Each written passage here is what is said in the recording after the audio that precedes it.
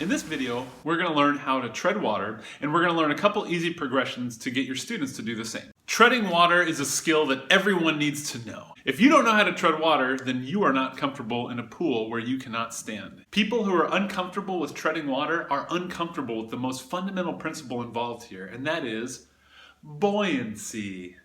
Buoyancy is a term that we use to describe whether things float or not. And there are two things that make someone buoyant. The first thing is out of your control, and that is how much fat you have, how much muscle you have, how dense your bones are.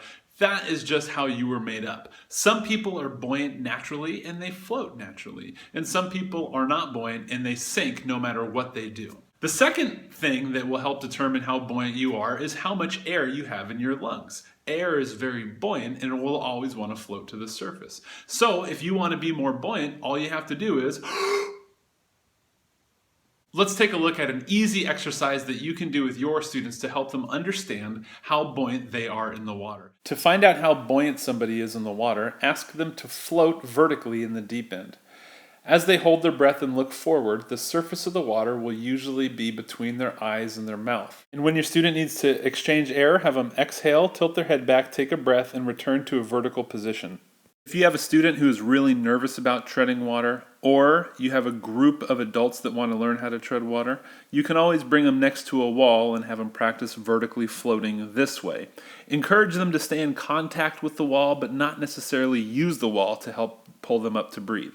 Most people think that treading water takes a lot of physical effort, but as you saw, it really doesn't. Sometimes it helps when first teaching how to tread water is just an understanding that you don't have to keep your head up.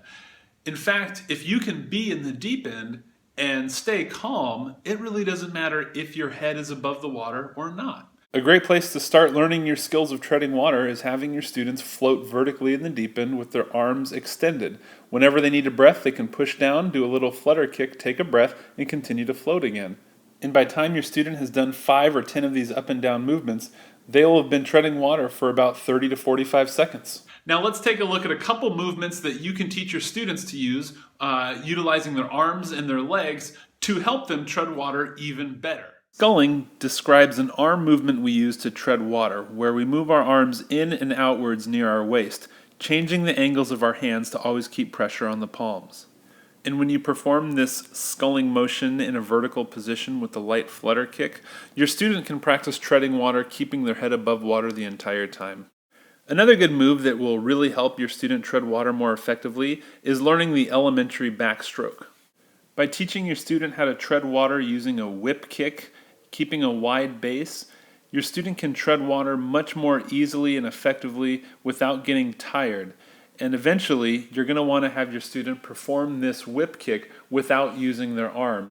I want you to keep in mind that the ultimate goal for treading water is to try to tread water without using your arms. Most people that end up in a drowning situation end up that way because they don't understand how their feet are supposed to interact with the water, and they do a lot of things with their hands. And now let's take a look at a few mistakes people make when trying to tread water. The biggest problem most people have with treading water is simply moving too fast, either by having a really strong flutter kick or popping up and down really quickly.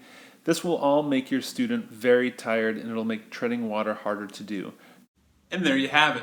Treading water is no more than just vertical floating and throwing in some sculling and whip kicks to spruce it up a little bit. Good luck!